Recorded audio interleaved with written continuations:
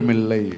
ஆண்டவர் சொல்றாரு, இந்த உலகத்தின் அதிபதியாகி பிசாசு என்னை நோக்கி வரான், அவனுக்கு என்னிடத்துல ஒன்றுமே இல்லைன்றார். அப்போ என்னிடத்துல ஒன்றுமே இல்லைன்னும் போது அவரை பிசாசு பிடிக்குமா? பிடிக்காது. அப்போ நம்மளை யோசிச்சு பாருங்க, நம்மகிட்ட பிசாசு உரியது ஒன்றுமே இல்லையா? எவ்வளோ வச்சுனுக்கிறேன் தெரியுமா? எவ்வளோ வாங்கி உள்ள வச்சுனுக்கிறேன் தெரியுமா? அப்போ பிசாசுக்குரியது நம்மிடத்தில் இருக்கிறதுனால தான் பிசாசு மனிதர்களை என்ன பண்ணுது? கிறிஸ்தவர்களை பிடிக்கிறது. ஹல்லேலூயா.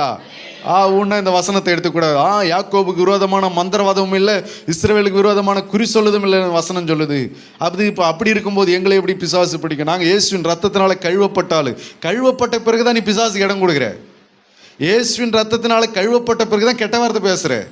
இயேசுவின் ரத்தத்தினால கழுவப்பட்ட பிறகுதான் சண்டை அடிக்கிற, வாக்குவாதம் பண்ற, அடிதடியில் இறங்குற.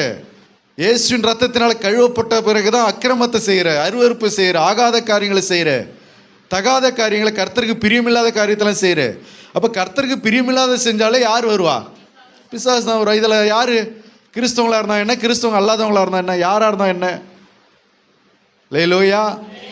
சில பேருக்கு இன்னொரு கேள்வி, நாங்கள் எம்மா நாளி தான் இன்னும் பிசாசை ஓட்டுறது, எம்மா நாளி தான் இன்னும் பாவம் செஞ்சுன்னு இருப்பேன், எவ்வளோ நாள் தான் அதே பாவத்துக்குள்ளே அதே காரியத்துக்குள்ளே ஓடிக்கிட்டு இருப்பேன். நீ எவ்வளோ தூரம் பிசாசு இடம் கொடுக்குறியோ அவ்வளோ தூரம் அது என்ன செய்யும்? வரதான் செய்யும். ஹல்லேலூயா. ஆகையினால ஆண்டவர் சொன்னார், பிசாசுக்கு என்ன செய்யாதீங்க?